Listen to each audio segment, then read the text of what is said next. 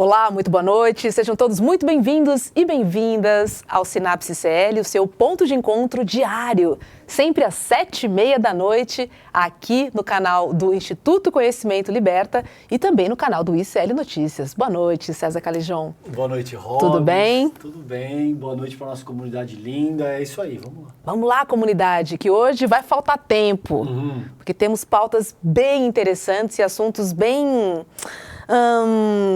que vão causar reflexão, eu acredito. Densos, né? Densos. Muita reflexão na nossa audiência, inclusive no nosso papo aqui. Vamos receber, então, Wagner Miqueias Damasceno, que é doutor em Sociologia pela Unicamp e também é professor no Departamento de Ciências Sociais da Universidade Federal do Rio de Janeiro, a Unirio. Seja muito bem-vindo, Wagner, ao nosso Sinapse. Boa noite. Boa noite César, boa noite Roberta, um prazer estar aqui com vocês essa noite, boa noite também especial aos nossos espectadores. É isso aí. Obrigado, Wagner, prazer te receber, vamos lá. Wagner, você é autor do livro Racismo, Escravidão e Capitalismo no Brasil, uma abordagem marxista, e eu logo te pergunto de cara, hein? Qual a relação do racismo com o capitalismo, hein? Essa é uma boa pergunta, né? Na verdade, eu inicio esse livro tentando demonstrar o vínculo profundo entre o capitalismo e o racismo, mediado pela escravidão moderna, a escravidão negra. O capitalismo, como um modo de produção, um sistema econômico, ele se desenvolveu ao longo dos séculos a partir de processos muito violentos, como a colonização, no nível externo, a Europa, e internamente a Europa, por exemplo, a expropriação de uma massa de camponeses, e um dos elementos externos também fundamentais para o desenvolvimento do capitalismo foi a escravidão negra. Em dois aspectos, pelo tráfico negreiro, com a fruição de capital comercial da colônia para as metrópoles, e pela produção massiva de matérias-primas das colônias também para a metrópole. E a escravidão negra não foi a opção inicial das classes dominantes, acabou sendo, por exemplo, aqui no Brasil, a relação social de produção dominante. E para justificar a escravização de milhões de negros vindos sequestrados da África para o nosso país, foi necessário que se produzisse um conjunto de ideologias que são aquilo que nós chamamos por racismo, né? Aqui no Brasil, a primeira forma ideológica do racismo assumiu uma forma religiosa. Então, e depois foi, com o desenvolvimento das próprias ciências naturais, assumindo novas formas, como aquilo que nós chamamos por pseudociência, né? O ideal de branquitude, a reformulação do conceito de raça, vindo das ciências naturais, aplicada agora aos seres humanos, com uma ideia de superioridade de brancos frente aos não brancos, asiáticos, negros, ameríndios. Então, o racismo tem tudo a ver com o capitalismo. É parte do meu empenho, nas primeiras páginas deste livro, demonstrar. O racismo foi fundamental, assim como a escravidão, para o desenvolvimento desse sistema econômico que nos acompanha ainda hoje. Ou seja, o racismo está entranhado, né, nessa estrutura. Ele vem junto com ela, coladinho. Exato. Né? E daí a importância do trabalho do Wagner em olhar a partir desse prisma de como existe uma relação muito intrínseca entre o próprio capitalismo e o processo da escravidão. Wagner, nas tuas redes, você fez uma afirmação que eu quero abordar aqui. Você disse que não existe possibilidade de lutar contra o racismo se aliando à burguesia. Essa é uma fala tua, abre e fecha aspas. Gostaria que você fizesse uma ponderação acerca disso. Explica o que você quer dizer com essa fala, por favor, querido. Sim, na verdade tem a ver um pouco com os compromissos que cada classe social acaba desempenhando na sociedade e ao longo da história também. Quando eu digo que o capitalismo, é impossível falar de capitalismo sem racismo, e que racismo e escravidão estão conectados com o capitalismo, significa também, isso no nível econômico, No nível sociológico, significa dizer que a burguesia, que é a classe social que construiu esse sistema econômico, se fortaleceu às expensas da escravidão e do racismo. Essa classe social que é a burguesia, que são os grandes empresários modernos, eles enriqueceram em grande medida, se tornaram a classe social dominante, fruto do trabalho não pago, primeiro dos escravizados, agora dos trabalhadores modernos, e mesmo após a abolição da escravidão, criaram uma série de mecanismos jurídicos, políticos e ideológicos que permitissem que o racismo continuasse existindo na sociedade, porque o racismo, de certa maneira, ele é funcional para a ordem econômica. Para a classe dominante, o racismo cumpre papéis importantes de ordem econômica, de ordem política, de ordem social. Por isso que, no limite, é impossível que a burguesia lute de forma plena, consequente, contra o racismo. Parte das respostas que a burguesia dá no enfrentamento ao racismo, ela faz de forma bastante reativa, em virtude das lutas que acontecem aqui embaixo, na vida social, com os protestos, com as contestações, e que de alguma maneira geram pressões sociais para que ela responda. Mas as respostas do grande empresariado no enfrentamento ao racismo geralmente são epidérmicas, nunca chegam às raízes do problema, porque as raízes do problema, ir às raízes do problema significaria, dentre outras coisas, evidenciar o passado dessa classe dominante, que é um passado extremamente ligado à escravidão negra no Brasil, e significa também entender como o racismo é funcional para a classe dominante no presente. Posso fazer um pequeno adendo que eu gostaria de trazer para o âmbito prático? Eu e a Hobbs com frequência discutimos esse tema com outros convidados, nos bastidores e tal, e eu quero te colocar uma questão de ordem prática, Wagner, para que você avalie. Suponhamos que a gente tenha alguém que saia de uma comunidade empobrecida e que teve antepassados que sofreram com o processo da escravidão. E essa pessoa ascenda dentro da sociedade do capital. Te parece legítimo, por exemplo, que essa pessoa compre um carro caro ou uma mansão, considerando que esse é o modelo de sociabilidade que a gente tem vigente no momento e a gente não tem nenhuma perspectiva de que isso vá ser alterado, pelo menos nos próximos 100, 150 anos?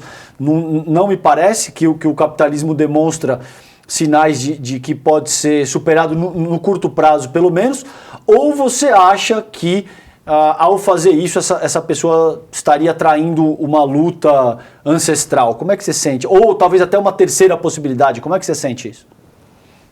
É uma pessoa negra, no caso? Isso. Você diz? Isso.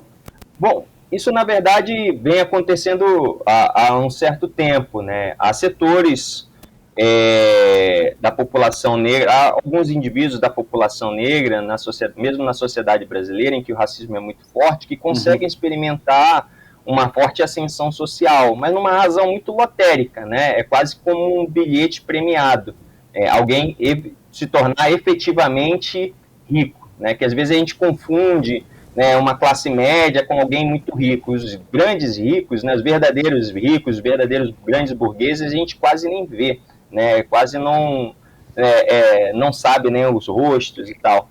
Então, mas acontece, e de fato, ao mesmo tempo, esse indivíduo experimenta uma série de dilemas, porque ele não deixa de sofrer racismo, mesmo quando ascende socialmente, ainda que vertiginosamente, mas é um tipo de racismo, evidentemente, muito diferente do que a massa negra sofre, Esse indivíduo que mora numa cobertura, num bairro nobre, que usa carrão, tem uma coleção de veículos, que anda de jatinho, ele não pega um trem lotado, ele não sabe o que é a falta d'água, ele não sabe o que é andar com uma pastinha com o seu currículo e a foto 3x4 com o estômago doendo de fome em busca de um emprego que vai pagar um salário mínimo. Então, isso, evidentemente, faz com que a gente entenda o racismo cruzado com um elemento de classe. Numa sociedade como a nossa, ao mesmo tempo, esse tipo de figura é utilizado como uma espécie de evidência ora para mobilidade social, dizendo que a sociedade é uma sociedade aberta a quem quer empreender, quem quer chegar lá, e, por outro lado, é utilizado como uma espécie de prova da ausência do racismo. Bom, o cara se tornou, apesar de negro e vindo da favela, se tornou multimilionário. Bom, isso, na verdade, e o que a gente vê, em primeiro lugar, isso é uma exceção. Em segundo lugar, isso, de conjunto, não muda a trajetória de vida da massa negra que vive no nosso país. E do ponto de vista ideológico, há uma disputa de sentidos. A gente costuma ouvir muito no movimento, nas redes sociais, nas mídias, aquele tipo de jargão, aquela frase, né, que é negros no topo, a favela venceu. E isso, na verdade, tem um quê de ilusão muito grande, porque, bom, um indivíduo que sai da favela, enriquece, né, se torna um grande empresário, um grande artista, um ícone do esporte, ele venceu economicamente, né, mas a favela não venceu. Né? A geometria explica, né? Se existe um topo, necessariamente existe a base. Quem ocupa essa base continua sendo uma massa negra. E isso é importante entender, porque a luta pela transformação da vida da população negra e pobre no nosso país, ela não vai acontecer de forma individual, nos marcos do capitalismo. Né? A ascensão individual funciona, às vezes, para anestesiar e impedir a conexão entre os indivíduos que compõem a base da nossa pirâmide social. Perfeito, perfeito. Agora, ainda sobre essa sua frase, não existe possibilidade de lutar contra o racismo se aliando à burguesia. Uma pessoa que teve uma ascensão social, uma pessoa preta, vamos dizer assim, se ela compra um carrão, você acha que ela está indo contra a sua luta de classe?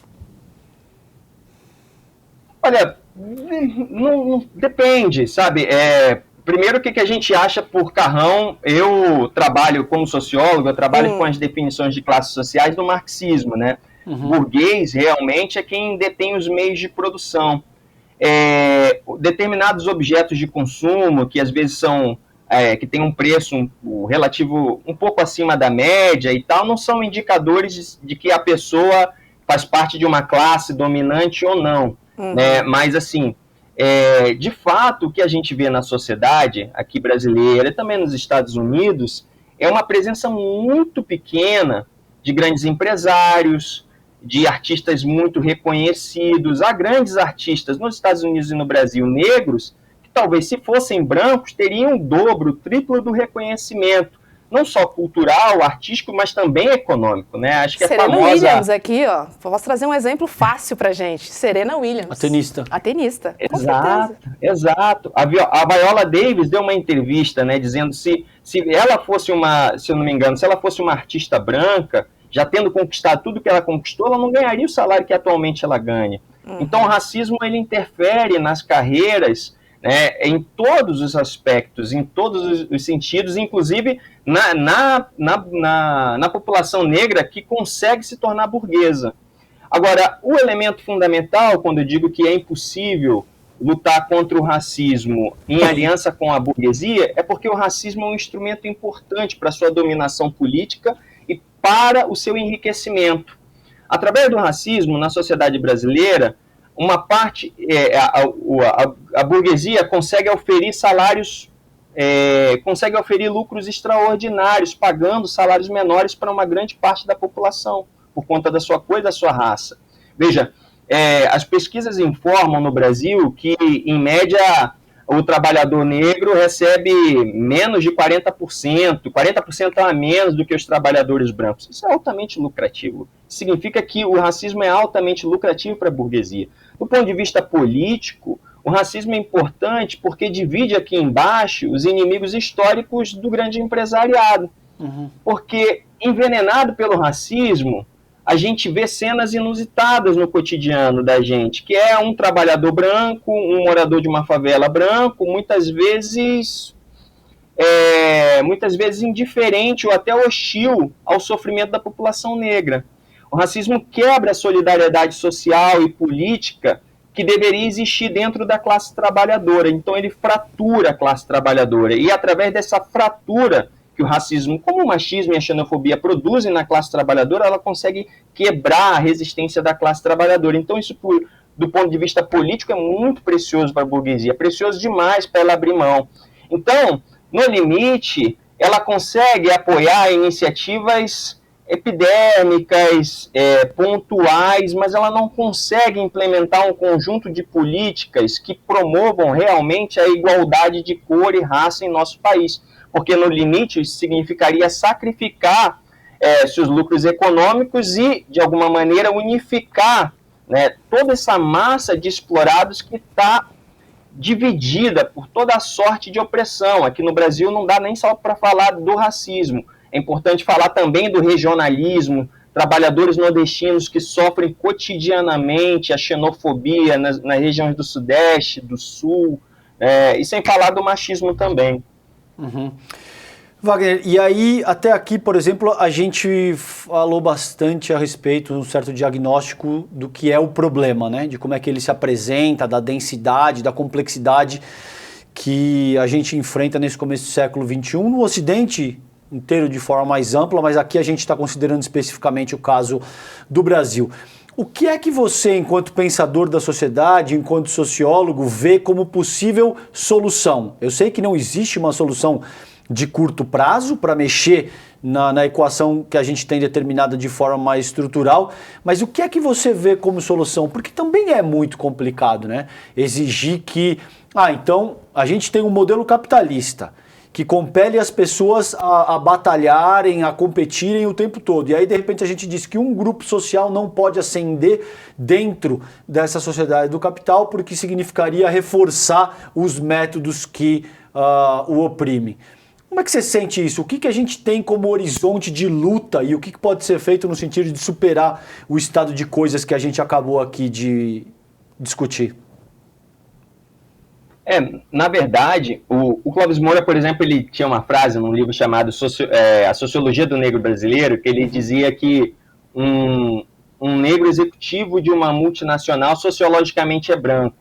Isso não significa uma metáfora, né? Não significa dizer que ele embranqueceu, mas significa dizer que pela posição de classe dele, ele está muito mais próximo do mundo dos brancos do que necessariamente do mundo dos negros. Uhum. Sobre essa questão do enriquecimento, em primeiro lugar, é importante levar em conta que boa parte da população negra não experimenta o enriquecimento, né? Experimenta a miséria e a pobreza.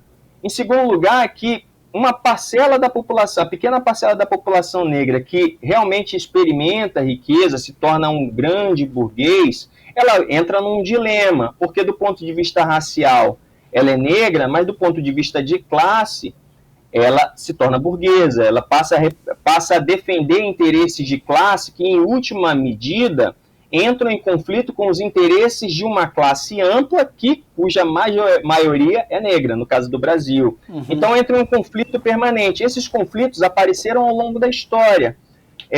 Eu queria, antes de tocar na pergunta, resgatar alguns exemplos históricos desses antagonismos de raça e classe.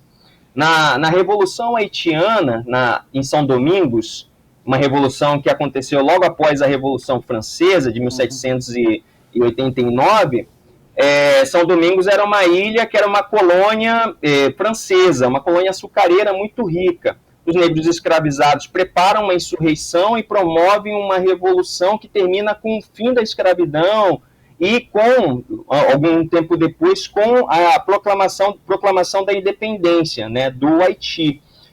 Uma parte da população mulata, que sofria o profundo racismo e o desprezo dos brancos, burocratas franceses, dos latifundiários brancos, se associa aos brancos e não aos escravizados, por conta do vínculo de terra que eles possuíam. Eles eram mulatos, sofriam racismo, mas eles eram grandes fazendeiros. Então, há uma complexidade muito grande nessa relação entre classe e raça.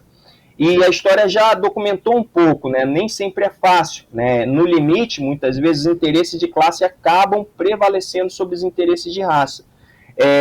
Bom, sobre o tema das transformações. No Brasil é imperioso promovermos transformações radicais na nossa sociedade. O Brasil é um país que experimentou 4 séculos de escravidão, produziu uma abolição da escravidão que não significou nenhuma reparação ao povo negro. Eu costumo dizer que uma das leis mais importantes do nosso país, que é a Lei Áurea, sancionada em 13 de maio de 88, ela só possui 2 artigos. Um artigo que declara extinta a escravidão e o outro diz faça-se cumprir. De conteúdo 2 parágrafos, é um absurdo, né? 2 São parágrafos. 2 parágrafos. Uhum. Então, veja, então nós temos um acerto de contas históricos muito grande a fazer com a população negra. Significa implementar uma política de reparações que passa por uma política de reparação, no nível da representação, e passa também pelo nível fundiário, pelo nível econômico também. Acho que uma das tarefas fundamentais é a organização de forma independente da classe trabalhadora e do movimento negro também, numa luta, por exemplo, por reparações. Uhum. É preciso, cada vez mais, que o movimento negro, na minha opinião, junto com a classe trabalhadora, volte a falar sobre políticas de reparação. Políticas amplas de reparações que envolvam, por exemplo, reforma agrária. O Brasil é um dos países que não experimentou reforma agrária, ao contrário, produziu legislações preventivas antes da abolição da escravidão, justamente para impedir que a população negra, depois de liberta, tivesse acesso à terra. É preciso discutir reforma urbana, é preciso discutir de novo salário igual para trabalho igual, é preciso discutir a redução da jornada de trabalho e de forma muito imediata, a revogação de alguns dispositivos que impactam de forma muito grande a classe trabalhadora na sua porção negra, que é a reforma trabalhista e a reforma previdenciária. A reforma trabalhista, produzida pelo Temer, na prática, foi o espraiamento do trabalho informal, e o trabalho informal no Brasil tem cor negra.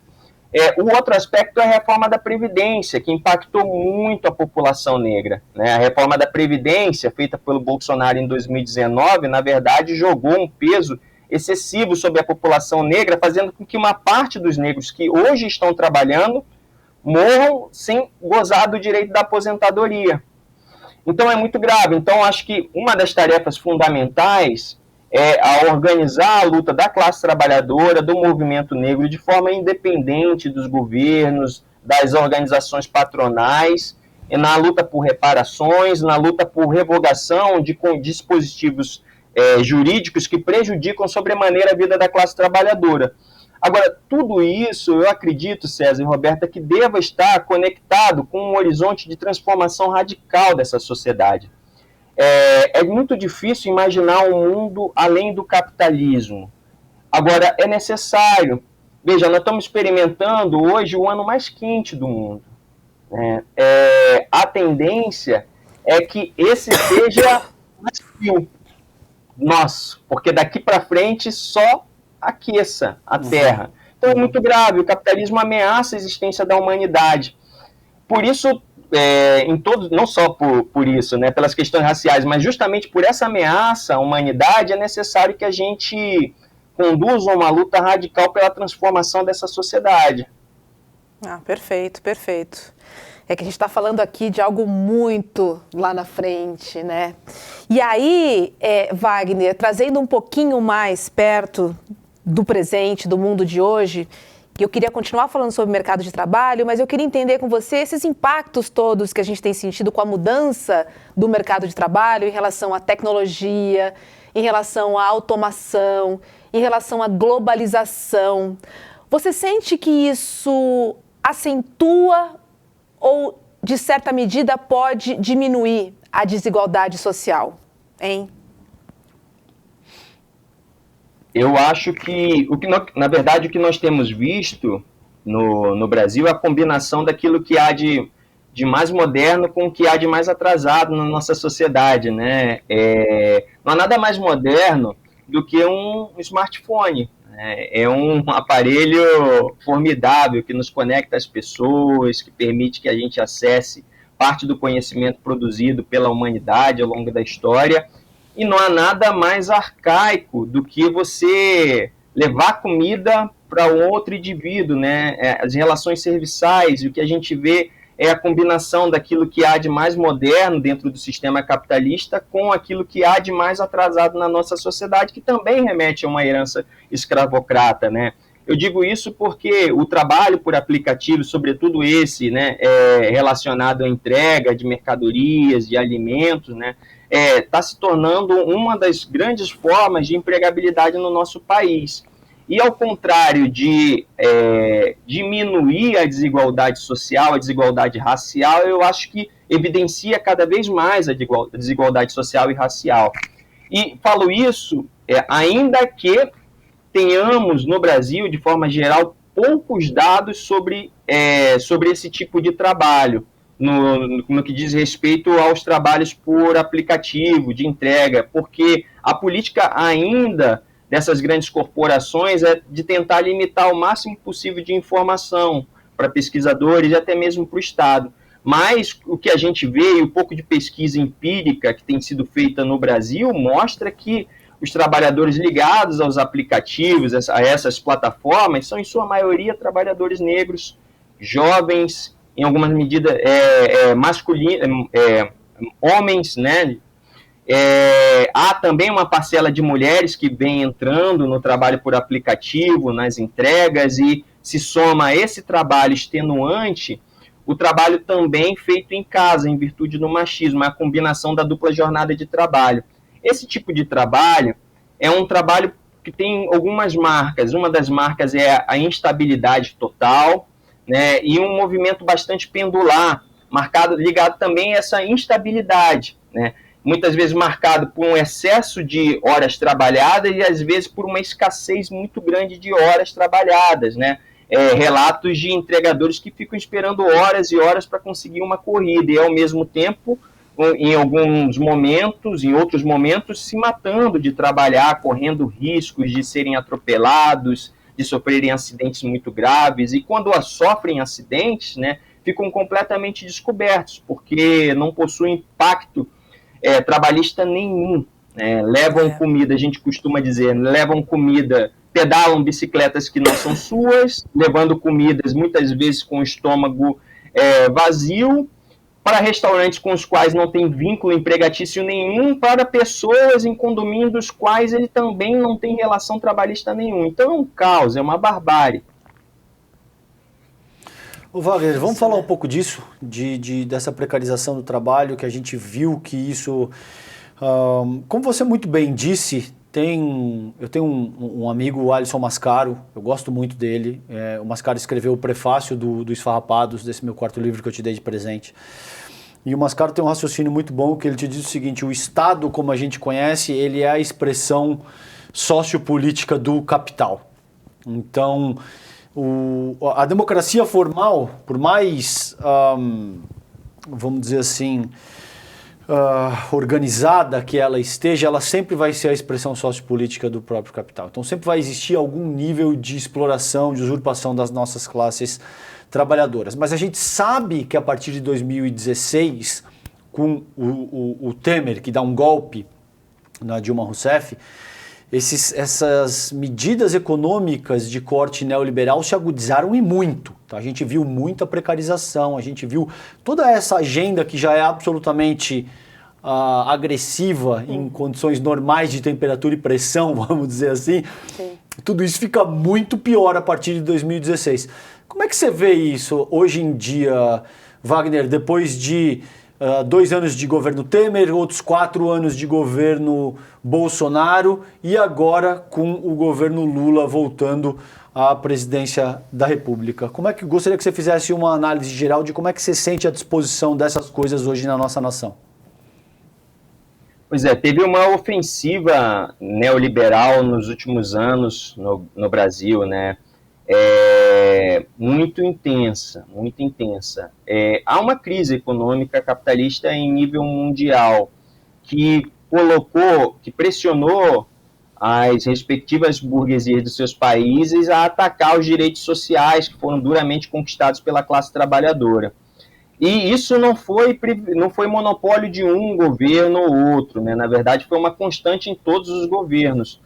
No Brasil, isso se tornou muito forte com o governo Temer, com o governo Bolsonaro, mas é importante lembrar também que os governos do PT implementaram políticas neoliberais. Uma das primeiras políticas de ataque aos direitos dos trabalhadores feitas ainda lá nos primórdios do primeiro governo Lula foi justamente a reforma da Previdência de 2003. Agora, a partir de 2016, com o governo Temer, há uma intensificação inclusive porque parte da resistência social ficou um pouco fragilizada, ficou desnorteada. Então, tivemos um governo que beirou aí 3% de aprovação popular, conseguiu fazer um grande estrago sem ser derrubado. E depois tivemos um governo agora, que é o governo do Bolsonaro, que tentou a todo custo implementar uma agenda de barbárie. Para o Bolsonaro, e ele nunca escondeu, acho que podemos dizer assim, né, essa foi a franqueza dele, ele nunca escondeu o desprezo completo que ele possui pela classe trabalhadora, pelas mulheres, pela população negra, LGBT, indígena. Então ele tentou transparecer esse desprezo dele num conjunto de medidas econômicas feitas pelo Paulo Guedes. A reforma da Previdência era um caso, né? Mas não só esses, né? Ele tentou tocar toda uma agenda política de privatizações que, para nossa sorte, ele não conseguiu realizar a contento.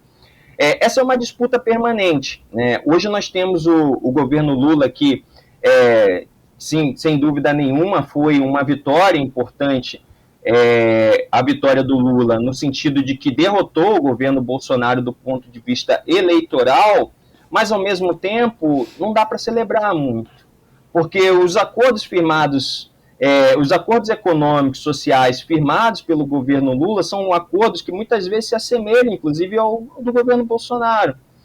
Então, assim, há uma agenda, por exemplo, fiscal, que foi uma constante no governo Temer, no governo Bolsonaro, e que também começa com o governo Lula, que é o arcabouço fiscal. O arcabouço fiscal, na prática, no conteúdo, é a lei de teto de gastos. Lei de teto de gastos para o investimento no serviço público, para a infraestrutura, para a educação, para a saúde, e, ao mesmo tempo, significa um gasto ilimitado para o pagamento dos serviços da dívida pública, para os juros e para as amortizações. Então, isso necessariamente corrói as expectativas da classe trabalhadora de uma sociedade mais igualitária. Esses compromissos com o setor rentista, com a grande burguesia internacional, impedem uma verdadeira independência do nosso país, porque, de fato, nós ainda somos bastante dependentes economicamente e politicamente. Então, nesse sentido, né, não vejo de forma alvissareira o que está acontecendo. Sem dúvida nenhuma, estamos numa condição melhor do que estávamos sob o governo do Bolsonaro, um governo que promoveu um genocídio de centenas de milhares de pessoas. Eu até escrevi um artigo para a Folha de São Paulo uns anos atrás falando que ele utilizou a Covid como uma espécie de arma biológica, mas de fato fico muito preocupado com os ataques que estão sendo perpetrados e, ao mesmo tempo, que não encontram a resistência que encontravam durante o governo Bolsonaro. A resistência social, por exemplo, contra o arcabouço fiscal. Digo isso por quê? Porque quando o Temer aprovou a lei do teto de gastos, ele conseguiu aprovar em Brasília, mas teve que enfrentar mobilizações com 20 mil, 30 mil pessoas em Brasília e mobilizações em todo o país. Por sua vez, o arcabouço fiscal do Haddad, do Lula e do Alckmin foi aprovado sem a necessidade do disparo de uma bala de borracha.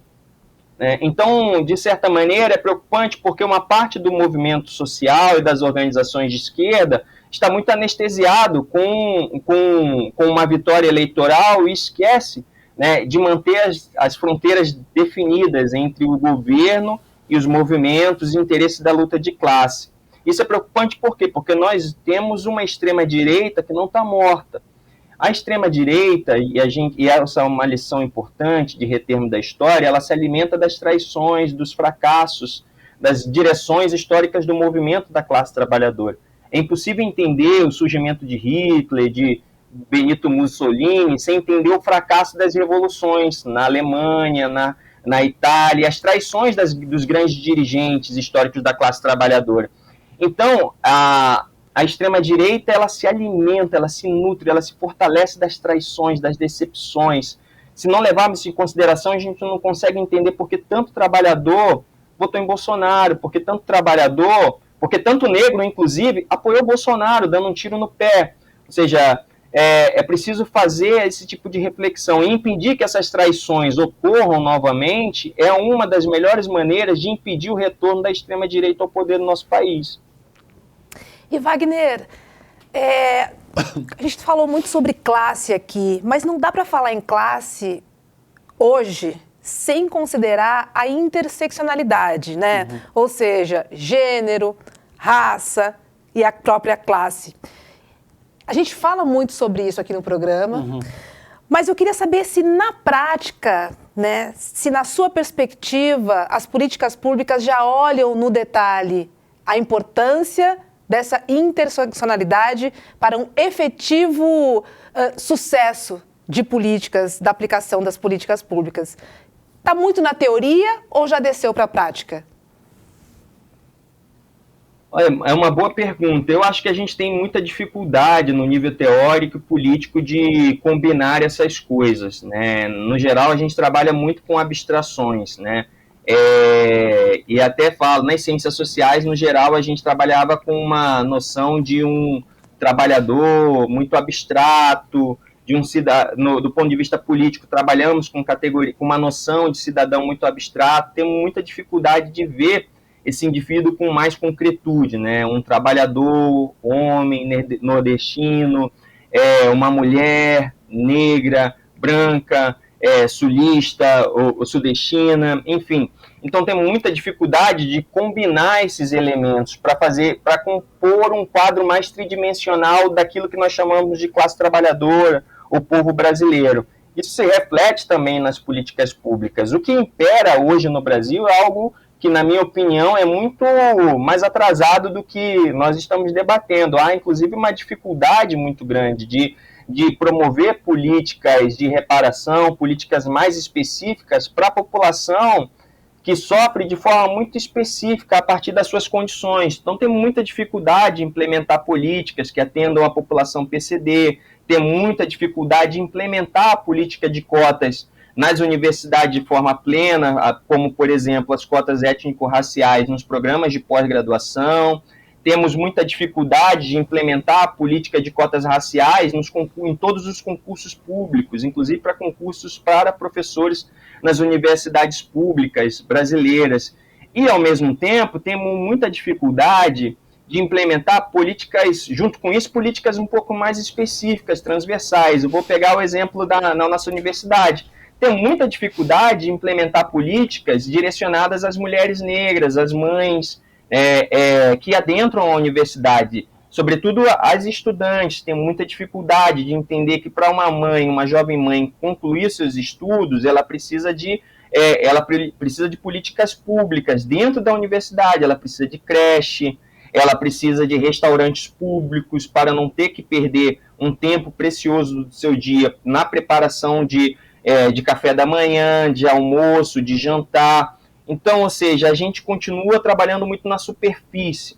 No geral, a gente, quando consegue implementar um tipo de políticas públicas, ou a gente trabalha no nível da abstração, né, garante o direito de um ponto de vista formal, mas não garante orçamento para execução disso, e quando garante o ingresso, no caso da universidade, o ingresso de uma população negra dentro das universidades, a gente não consegue criar mecanismos de permanência para essa população. Então, muitas vezes, a população negra, a juventude negra, entra na universidade através da política de cotas, mas não consegue permanecer na universidade, porque permanecer numa universidade pública é custoso, né? Custa Sim. caro, sobretudo nas grandes metrópoles, né? Definitivamente, né, César? A interseccionalidade precisa ser olhada para ter efetividade, né, na Sim. ação pública, porque exatamente Wagner trouxe vários exemplos aqui. Não é uma boa vontade, né? Você precisa olhar no detalhe aquele grupo para que realmente você tenha um resultado, né? Não dá para ser populista, em outras palavras. Sim. Sabe? Sim, eu acho que a força das ideias do campo marxiano reside aí. as forças, a meu ver, a força das ideias do campo marxiano resume o fato de que você olha para as condições materiais. Se você olha para aquilo, não por acaso o método é o materialismo histórico e dialético. Então você olha para aquelas questões que são capazes de fato alterar uma equação de forma significativa e não para aquelas questões que são mais superficiais, que são estéticas, digamos assim. Daí a densidade que o Wagner traz no livro dele, na fala dele, em tudo aquilo que ele está propondo aqui, que, a meu ver, é absolutamente pertinente. Wagner, vamos falar um pouco, considerando a tua experiência como professor, como é que você sente o ensino superior hoje no Brasil? A gente sabe que também as universidades também foram muito atacadas, né, pelo próprio bolsonarismo. E como é que você sente a organização do ensino superior hoje no país? Essa é uma boa pergunta, né? Hoje eu passei o dia na universidade e, assim, muito calor e a gente conversando, a universidade pública não vai nada bem. Essa é uma verdade. E acho que não é um caso isolado da minha universidade. Venho conversando há muito tempo com os colegas docentes de outras universidades públicas e os relatos são muito parecidos, né? Muita precarização, o trabalho se intensificou, as condições de trabalho pioraram.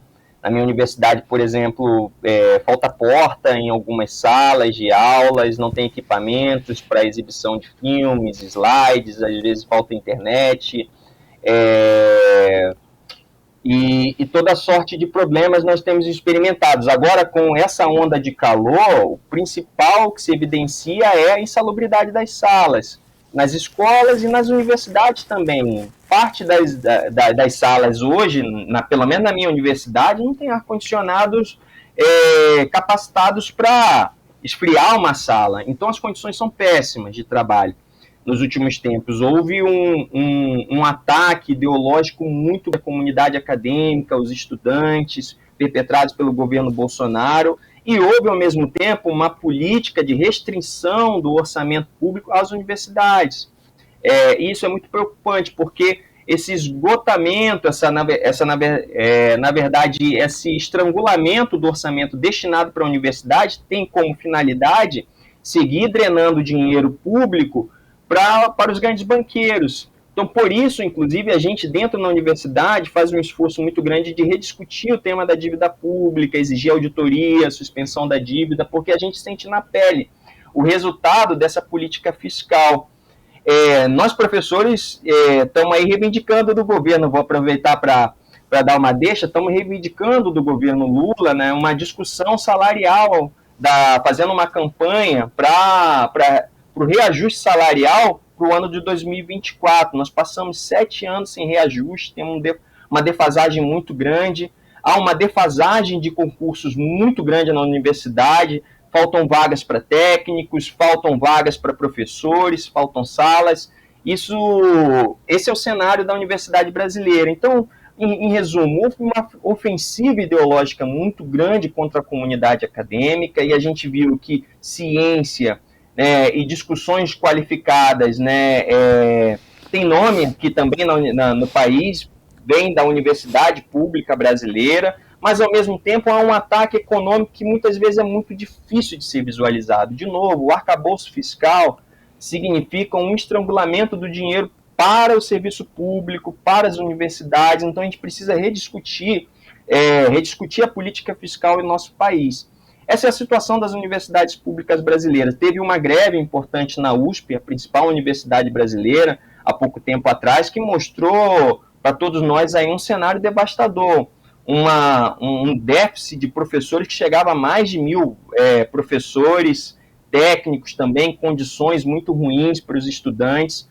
Então a gente está falando de uma série de coisas que se combinam. Por um lado nós temos, eu costumo falar o seguinte, é muito contraditório, porque a partir da efetivação da política de cotas em 2012, nós tivemos um relativo enegrecimento das universidades brasileiras, né, com o ingresso de mais negros. Agora, curiosamente, os negros que entram na universidade experimentam uma universidade pior do que as universidades públicas de 10, 20 anos atrás. Eles encontram, os negros que passaram a ingressar nas universidades de 2012 para cá, encontraram uma universidade né, mais empobrecida, mais precarizada do que há 20 anos atrás. É uma política que diz respeito, é um fenômeno que diz respeito a políticas econômicas de todos os governos, né, do governo Lula, do governo Dilma, mas essencialmente do governo Dilma, do governo Temer, do governo Bolsonaro e agora também com o governo Lula.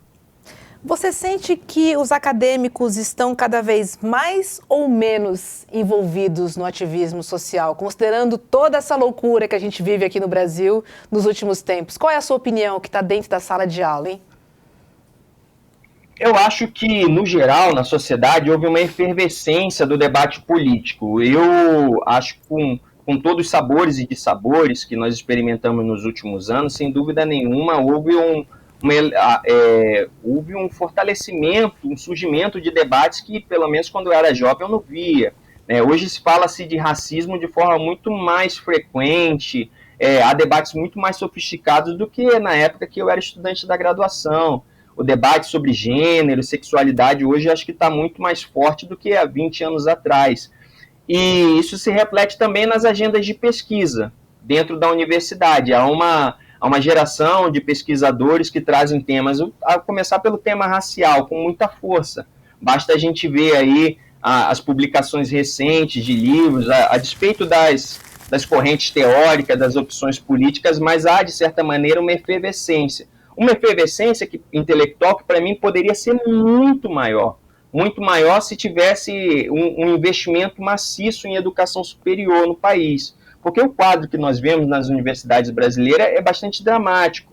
Em primeiro lugar, nós vemos uma massa de jovens altamente qualificados, com graduações, 2 graduações, com mestrado e doutorado, pós-doutorados e desempregados, porque não há concursos públicos. Então, essa efervescência, essa riqueza no debate intelectual poderia ser muitas vezes maiores se tivéssemos um cenário diferente, né, de fortalecimento do ensino superior.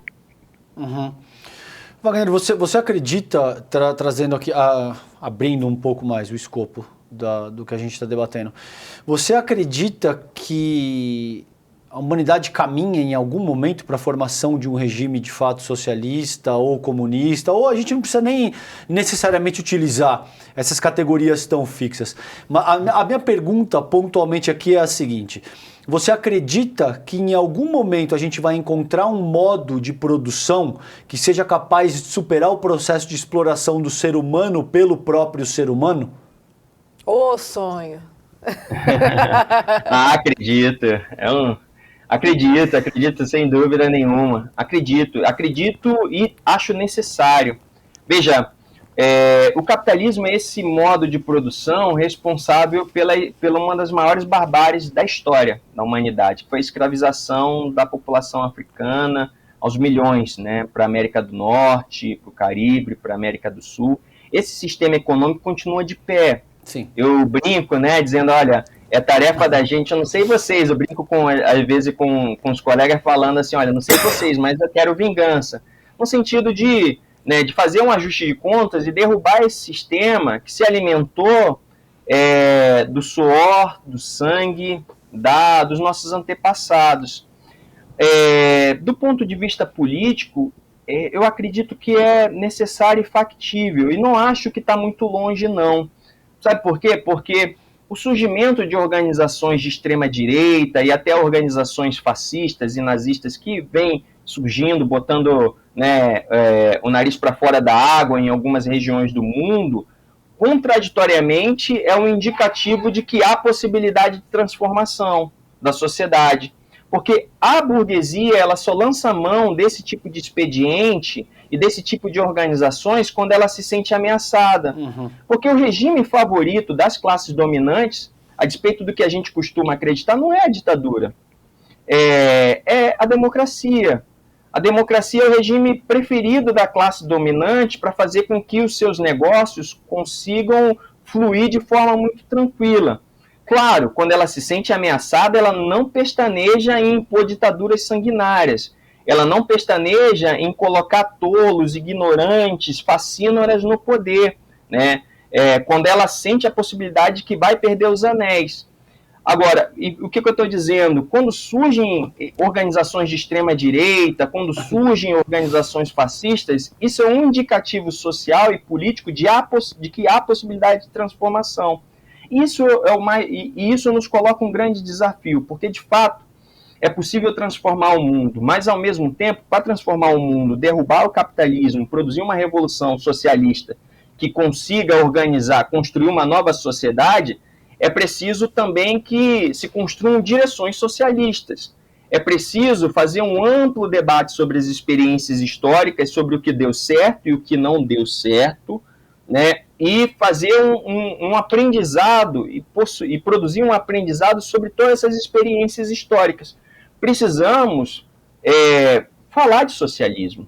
Não pode ser, por exemplo, que a gente ache que o socialismo é uma utopia para daqui a 20 anos, porque a burguesia e a extrema-direita não acha que a ditadura está daqui a 20 anos. Veja, não é possível que o Bolsonaro conseguiu convencer uma parcela importante da população de que ditadura militar é boa, e a gente não consiga convencer a classe trabalhadora com a nossa verdade, de que o socialismo é bom.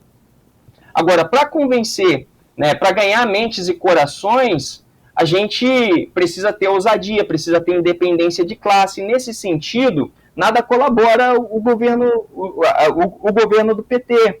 Porque, veja, a gente costuma entender a luta de classes apenas como uma luta direcionada ao seu inimigo mais declarado, que são os grandes empresários, a burguesia. Mas isso nunca aconteceu, nem na era de Marx. Havia uma luta multifacetada, uma luta direcionada contra a grande burguesia, mas também uma luta contra os aliados ou contra os setores que nós chamamos politicamente de reformistas, contra uma ala do movimento que acha que o que dá para fazer, o que deve ser feito é reformar esse sistema. Com esse horizonte político da reforma, daquilo que é irreformável, o que a gente acaba produzindo é o desperdício de oportunidades históricas de transformações radicais. Então, eu acho que é fundamental e é necessária e é factível a construção de uma sociedade socialista. E acho que a burguesia também acha isso. Não é à toa que ela gasta tanto dinheiro com a mídia, não é à toa que ela vai preparando partidos políticos, lideranças de extrema-direita ou patrocinando até organizações fascistas nos bueiros da sociedade para tentar impedir uma sublevação da classe trabalhadora. Agora, para que as revoluções possam ser vitoriosas, é preciso um estudo histórico, é preciso direções que não pestanejem em falar de que o Brasil precisa de uma revolução, de que é necessário construir uma saída socialista para a nossa sociedade. Acho que esse é dos caminhos para a transformação da nossa sociedade. Entender ao mesmo tempo, né, que aquilo que se apresenta para nós como aquilo que nós vemos também aqui e que nos espanta também são as condições, né, preparatórias de um novo mundo. Veja, o trabalho uberizado, ao mesmo tempo, produziu uma massa de jovens que não possuem absolutamente nada. É um trabalho que remete muito à Revolução Industrial, ao início da Revolução Industrial, aquele trabalho por peça, uma exploração, uma ultra-exploração. Nós temos uma massa de jovens que não possuem nada. Essa massa de jovens que não possui absolutamente nada pode ser o substrato de uma revolução no Brasil, porque não possuem absolutamente nada. E como diriam Marx e o Engels, ao não possuírem nada, tudo eles podem conquistar. As concentrações, as contradições produzidas hoje pelo capitalismo, de novo, o tema ambiental, nos impõem as saídas radicais. À medida que a água vai escasseando, as políticas dos grandes empresários, dos seus governantes, de privatização da água. Na medida que as condições de vida vão se tornando, os alimentos vão se tornando cada vez mais degradados, a política da burguesia, né, é mais ataques para a classe trabalhadora. Então, veja, eu acho que é um caminho possível. E não acho que está muito longe, não. Agora, pode não dar certo. O problema é que se o socialismo não der certo, a humanidade não me parece que terá um futuro muito longevo. Você disse 20, 30 anos, né, Wagner? Foi isso? Não, tá gravado, hein? Não. As revoluções podem ser surpreendentes, podem nos surpreender. Eu acho que a minha opinião, tá, para te passar. Tomara. Eu, César, eu não vejo as condições nem subjetivas, nem objetivas para que a gente tenha uma revolução socialista no Brasil, por vários pontos. Porque o sofrimento não necessariamente se converte em pensamento crítico. E isso requer todo um estudo específico que, via de regra, passa por isso, por estudar sociologia, por estudar história, por estudar um conjunto de uma habilidade muito específica, entende? Assim, você não vai aprender a andar de skate praticando natação. Não é porque você sofre que você necessariamente vai desenvolver pensamento crítico. Essa eu acho que é uma colocação importante. A despeito de eu concordar com o Wagner de que o sofrimento pode sim oferecer um estímulo forte para que a pessoa comece a repensar a sua própria condição. Essa é uma premissa elementar das ideias de Marx, por exemplo. A mudança, ela acontece com base na agudização das contradições. As contradições precisam se agudizar. Isso, sem dúvida, a gente está vendo. A gente está vendo no mundo inteiro. Agora, como eu vejo, infelizmente, aí a minha opinião, tomara que eu esteja errado, isso não vai acontecer num horizonte próximo, 50, 100 anos.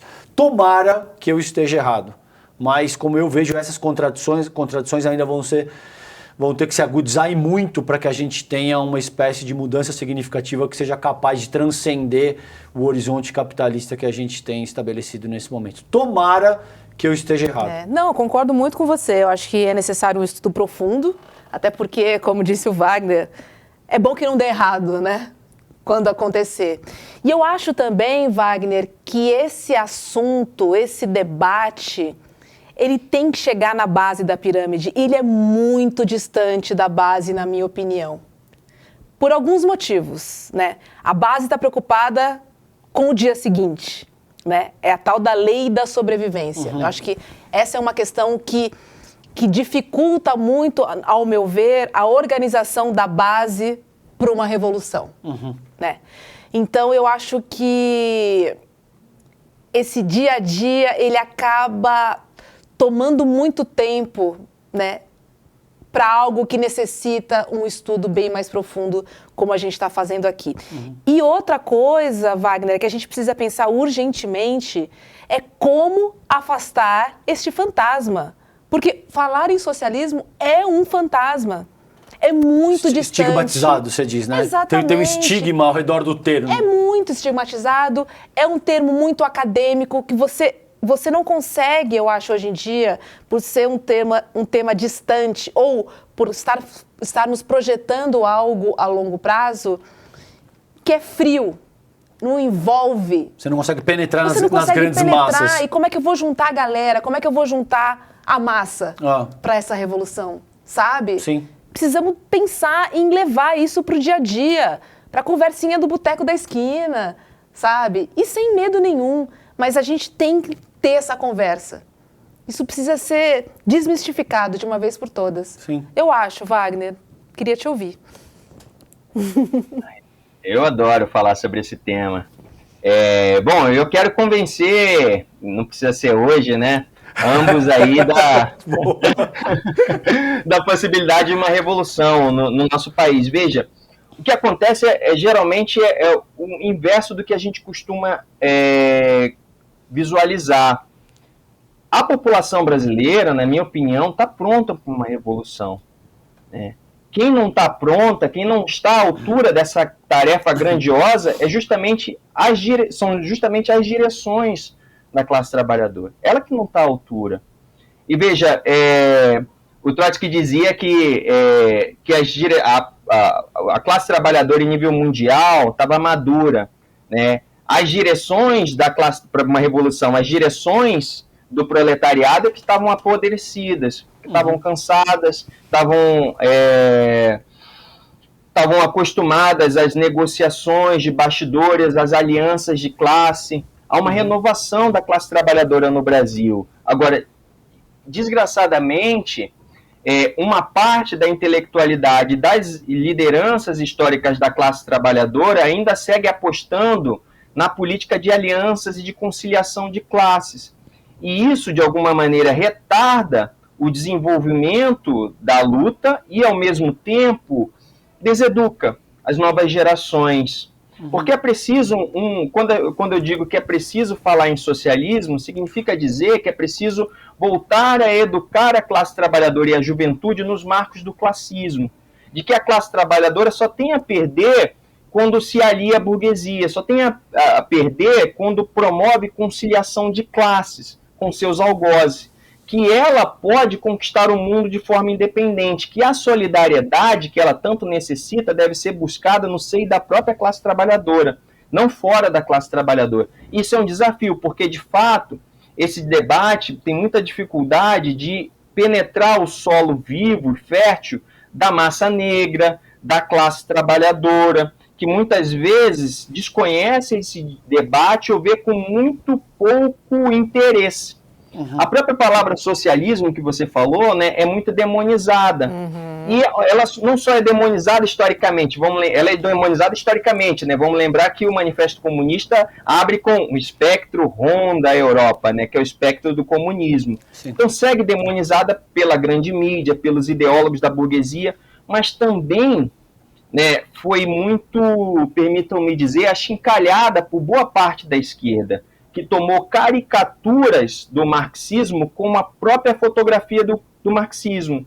Então tomou ditaduras burocráticas como expressões, como na China, depois na União Soviética, com o stalinismo, como sinônimo de marxismo.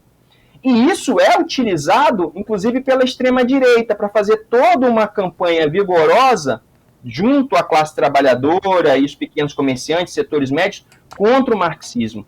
Então, nessa tarefa de demonização, de deturpação daquilo que é o marxismo, que é o socialismo, colaboraram não só os inimigos tradicionais da classe trabalhadora, que é a burguesia, mas toda sorte de intelectuais e lideranças da esquerda que não conseguiram separar ao longo da história aquilo que é o joio do trigo.